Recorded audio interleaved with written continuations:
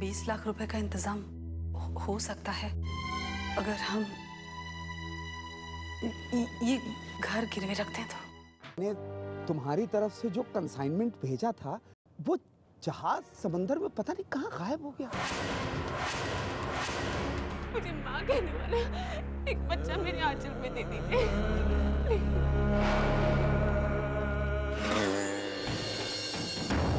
मैंने अभी अभी किसी को यहाँ से जाते हुए देखा है। आप मुझ पर शक करें कि मेरे आपके पीछे किसी और के साथ संबंध है। आफ्टर ऑल इस घर को जो वारिस देगी वही इस घर की मालकिन कहलाएगी। एक्चुअली वो नेकलेस खो गया है। पैसा वक्त पर वापस भी आ गया और ब्याज भी लाया। शुभ्रा के दर्द का ब्याज।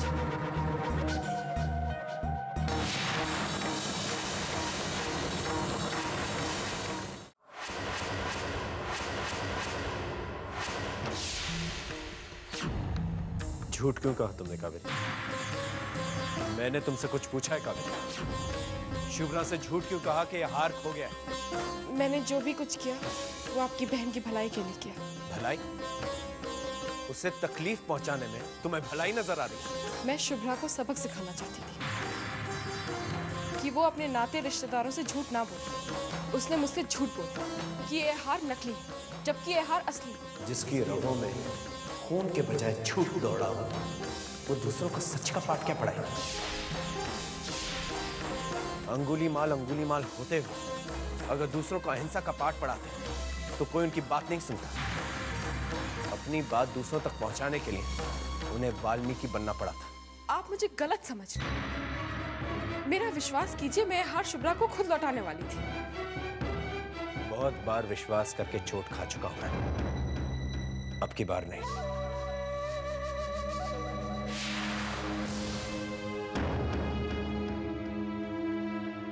तुम्हें तकलीफ करने की कोई जरूरत नहीं।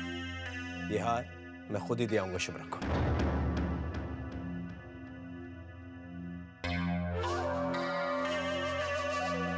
ओह गॉड, समर को भी अभी आना था। बैठे बिठाए नुकसान करा दिया। कहीं ना कहीं से तो उसकी भरपाई करनी ही पड़ेगी। मैं जानती हूं कहां से करूंगी। शुभ्रा को चोट पहुंचेगी और सलोनी को दर्द होगा।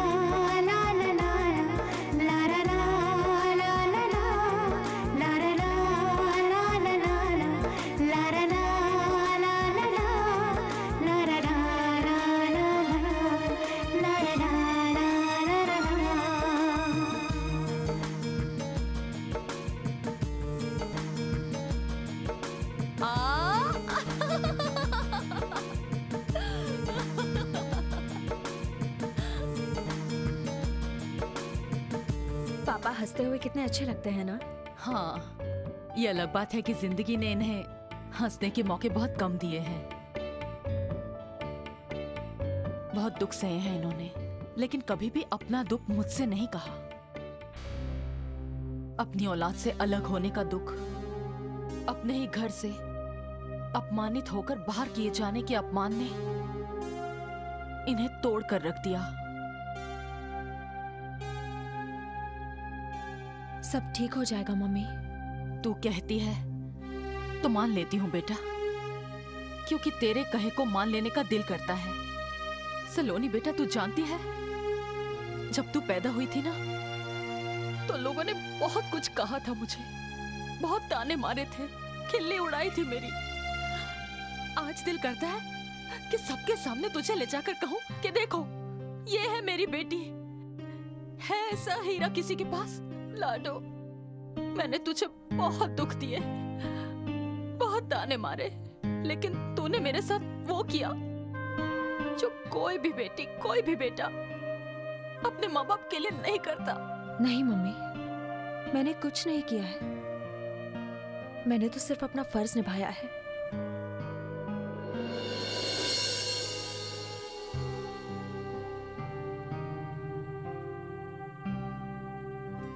वैसे एक बात कहूँ मम्मी, पापा जिस तरह हंसते हुए बहुत अच्छे लगते हैं, आप रोते हुए बिल्कुल अच्छी नहीं लगती।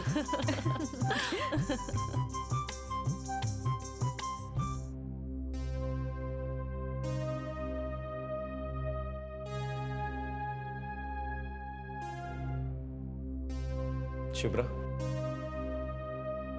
भैया, तुम्हारा हार।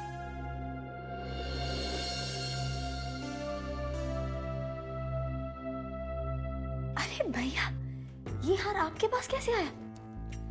भाभी के हाथों खो गया था ना? कोई भी चीज दोबारा मिल नहीं सकती। कावेरी ने मुझे तुम्हें ये पहुंचाने के लिए कहा था। Thank you so much. एक सस्ते नकली हार के लिए इतनी खुशी शुभ्रा? मैं जानता हूं ये हार नकली नहीं है शुभ्रा, फिर तुमने झूठ क्यों कहा? वो भैया मैं समर,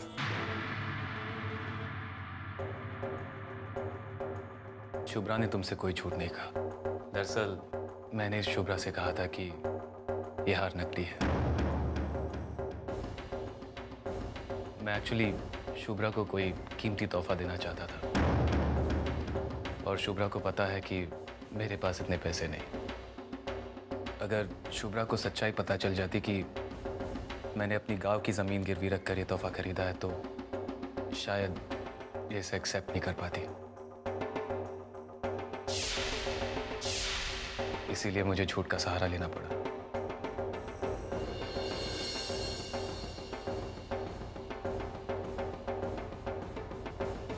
नील, मुझे खुशी है इस बात की कि मेरी बहन को तुम जैसा चाहने वाला पति मिला। चलता हूं।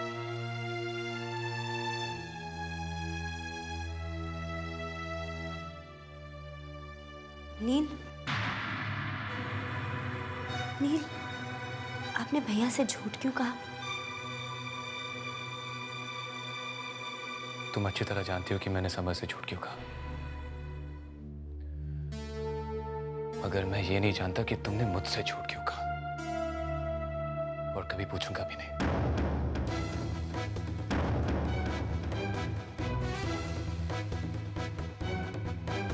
भैया को कैसे पता चला कि हार असली है? और कावेरी भाभी, वो कब से इतनी दयावान हो गई कि इतनी आसानी से मेरा हार लौटा दिया? बहुत सुंदर लग रही हो अंबिका। या शायद तुम्हारे मन के अंदर की खुशी तुम्हारे चेहरे पर निखार ला रही है। सलोनी जैसी औलाद पाकर किसी खुशी नहीं होगी जी। आज तो मुझे ईश्वर को धन्यवाद करने को दिल करता है कि उसने मुझे औरत बनाया, कोख दी, और उस कोख में सलोनी जैसा वरदान दिया। हाँ अंबिका, हम बहुत किस्मत वाले हैं जो हमें सलोनी जैसी बेटी मिली, जिसने बेटी होकर भी बेटे के सारे फर्ज अदा किए। जीती रह बेटा, खुश रह। बहुत अच्छा किया जो देवर और देवरानी सा को घुमा के ले आए। उनका जी कुछ हल्का हो गया, वरना तो सारा दिन घर में बैठे उदासी के तालाब में डुबकियां मारते रहते हैं। इतना भावुक होने से भी क्या फायदा? जो छूट गया सो पीछे छूट गया। अब जिंदगी की सड़क पे आगे बढ़ना चाहिए। नहीं मन्नो भाभी, मम्मी पापा के लिए ये सब भूलना इतना आसान नहीं है। अगर उन्होंने अपनी खुशी से समर के भविष्य के लिए घर छोड़ा होता तो बात अलग थी, लेकिन कावेरी ने जिस तरह उन्हें बेइज्जत करके घर से निकाला है, वो चुभन उनके मन से नहीं जाने वाली। किसी की मेहरबानी या हमदर्दी की वजह से नहीं। जाने कैसे होगा ये सब बेटा। खासकर जब देवरानी सा ने ये कसम खाई है कि जब तक कावेरी वहाँ है वो वहाँ पर रहने नहीं जाएगी।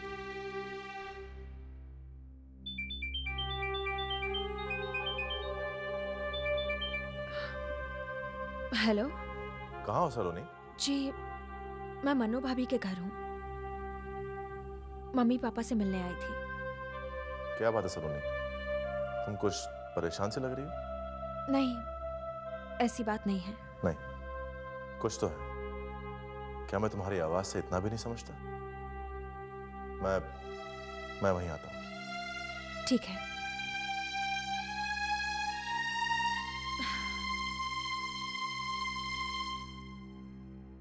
आप शायद भूल रही हैं, ये गोद भराई की रस्म है, एक अजन्मे बच्चे का शगुन। इतनी सी बात नहीं मालूम कि 5 इसमें शामिल होना कितना बड़ा शगुन है। मैं समाज के कायदे कानूनों के खिलाफ नहीं जाना चाहती, और सवाल मेरे बच्चे के शगुन का है। जिस दिन सलोनी ने इस घर में बच्चे को जन्म दिया ना, उस दिन सारा घर उसे सिर पर उठा लेगा। आफ्टर ऑल इस घर को जो वारिस देगी वही इस घर की मालकिन कहलाएगी। भाभो, आज मूंग की दाल बनाएंगे ना? कल ही तो बनाई थी, रोज रोज एक ही तरह की दाल क्यों बनाए? क्योंकि ब्रिजेश भाषा को पसंद है भाभो, इसलिए।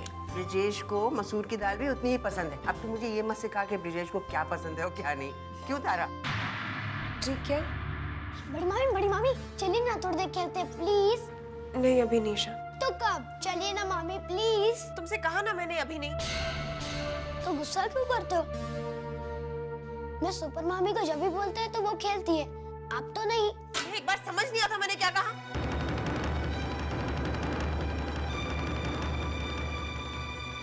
तारा बहू क्यों बच्चे पे नाराज हो रही है?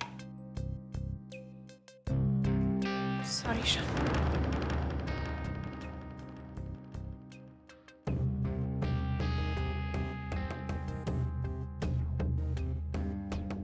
मैं तेरे साथ खेलूं। चल चल।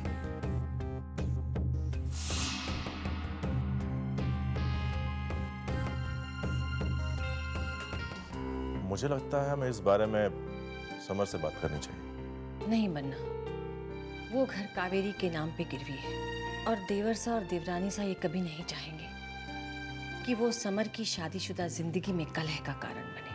तो फिर मैं एक काम करता हूँ, मैं कावेरी को या उसके पापा को उनके पैसे देकर घर वापस पापा मम्मी के नाम करवा लेता हूँ। नहीं, पापा मम्मी कभी नहीं चाहेंगे कि वो इस मामले में आपके पैसों की मदद ले। तो फिर और क्या रास्ता हो सकता है सलोनी? अच्छा, ये मकान कावेरी के नाम हुआ कैसे? वो समर ने अपने बिजनेस के लिए गिरधारी लाल के यहाँ मकान गिरवी रखकर लोन लिया था। फिर समर का माल डूबने के बाद गिरधारी लाल ने अपने पैसों के लिए समर पर दबाव डालने की कोशिश की। इसलिए समर की मदद करने के बहाने कावेरी के पिताजी ने उधार की रकम अपने नाम करवा ली, लेकिन साथ में एक शर्त जोड़ दी कि मकान कावेरी के नाम पर किया जाए। गिरधारी लाल मुझसे और मेरे परिवार से अच्छी तरह वाकिफ है। अगर मैं उससे ये कहूं कि वो चौधरी जी के पैसे देकर घर अपने नाम करवा ले, तो वो कभी इनकार नहीं कर पाएगा। चौधरी जी को उनके पैसे मिल जाएंगे तो घर अपने आप कावेरी के नाम से ट्रांसफर होकर पापा जी के नाम हो जाएगा। थारी धौने नाहर भन्ना, तुम्हारी अक्ल तो बड़ी तेज निकली।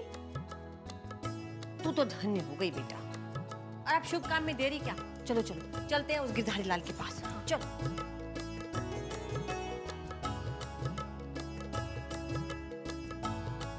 सुनिए, थैंक्स। किस लिए? जिंदगी में जब भी मुझे जरूरत पड़ी मेरा साथ देने के लिए। अच्छा, तो अब हम दोनों को एक दूसरे को थैंक्स भी कहना होगा। भाई फिर तो शुरुआत मुझे ही करनी चाहिए। सबसे पहले मुझे एक नई जिंदगी देने के लिए, फिर हमारे घर में इतनी सारी खुशियां लाने के लिए, फिर काकी सा का असली चेहरा सबके सामने लाने के लिए, फिर बस बस बस, गलती हो गई। कान पकड़ती हूँ। सलोनी, मैं तुम्हारा साथ देकर कोई एहसान नहीं कर रहा। मेरी पत्नी हो तुम। तुम्हें खुश देखकर मुझे खुशी मिलती है और तुम्हें परेशान देखकर मुझे दर्द मिलता है, और मैं अपनी खूबसूरत पत्नी को परेशान होते हुए नहीं देख सकता। अब चले?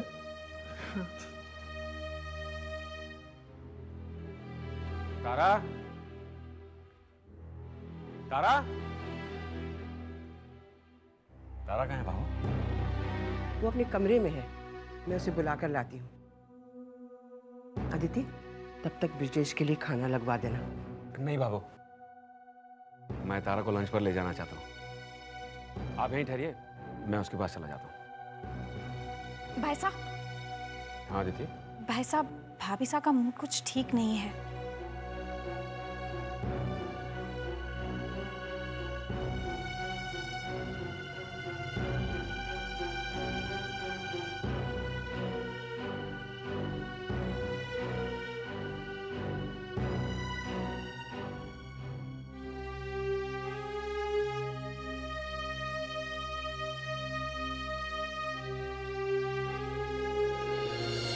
तारा,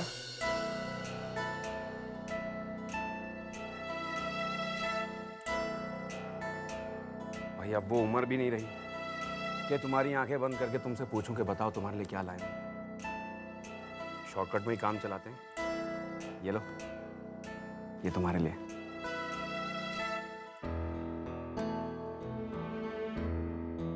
अरे देखोगे भी नहीं कि क्या लाया हूं मैं तुम्हारे लिए। जो तोहफा मुझे चाहिए वो दे सकते हो?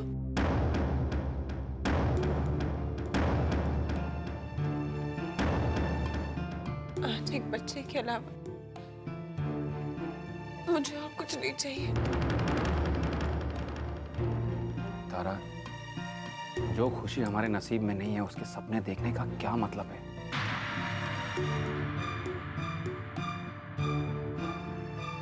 कैसे छोड़ दूं मैं ये सपना? आप ही बताइए ना, कैसे समझाऊं मैं अपने आप को? अपने दिल में उठी ममता की आवाज को मैं कैसे दबाऊं? समझाना होगा तुम्हें तारा। ये कड़वा सही लेकिन सच है। ये सच है कि तुम कभी मां नहीं बन सकती, और इस सच के साथ जीने की आदत डालनी होगी तुम्हें तारा। क्यों मानूं मैं ये सच? क्यों मुझसे मां बनने का अधिकार छीना गया? मैं क्यों भुगतूं? इसमें मेरा क्या कसूर है? कसूर हमारे नसीब का है तारा, और नसीब पर किसी का जोर नहीं।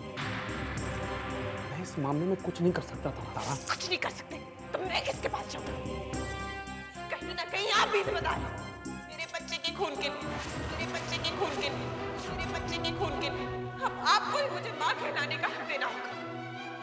सुना आपने?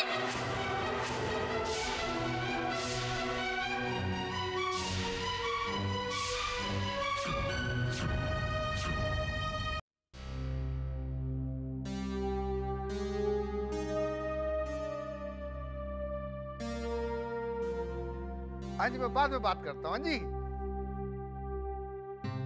आइए, वरना था खम्मा का नहीं। बिराजी। गिरधरलाल जी, हम यहाँ बैठने नहीं, आपसे कुछ मदद मांगना है। हुकुम। जी, हम चाहते हैं कि आप चौधरी जी को वो पैसे वापस कर दीजिए जो उन्होंने आपको देकर आपसे नरपत सिंह जी के घर के कागजात लिए थे। पैसे? जी, कौन से पैसे? जी, मैंने चौधरी जी को कभी पैसे दिए ही नहीं। थारी धौने? अरे भोली सूरत बनाकर ये मत समझना कि हम सबको गच्चा दे जाएगा। जब नरपत जी का घर गिरवी रखा था तो पैसे लौटाने की म्याद तो पूरी होने देता। खड़ा हो गया मुंह उठाकर। ये क्या कह रही हैं आप? मैंने कभी किसी नरपत सिंह जी का मकान गिरवी रखा ही नहीं। गिरधारी लाल जी, आप झूठ क्यों कह रहे हैं? चौधरी जी ने आपके पास ही हमारा घर गिरवी रखकर मेरे भाई के बिजनेस के लिए पैसे उधार लिए थे, और फिर आपको ही तो वो पैसे चुकाकर घर के कागज छुड़वाकर घर अपनी बेटी के नाम करवाया था। भाई, आप लोगों की बातें मेरे पल्ले तो पड़ी नहीं रही। चुप कर, चुप। बंद कर अपना ये नाटक। जमाई साह को देखकर झूठ पे झूठ बोले जा रहा है तू। बस बहुत हो गया जी। आप लोग मुझ पर ऐसे काम का इल्जाम लगा रहे हैं जो मैंने किया ही नहीं। चौधरी साहब से मिले हुए मुझे मुद्दत हो गई। मैं अपने बच्चों की कसम खा के कह सकता हूं, अगर कुछ हुआ है तो वो चौधरी ने किया। उस बेईमान की मैं रग रग से वाकिफ हूं। उसने ही आप लोगों के साथ धोखा किया।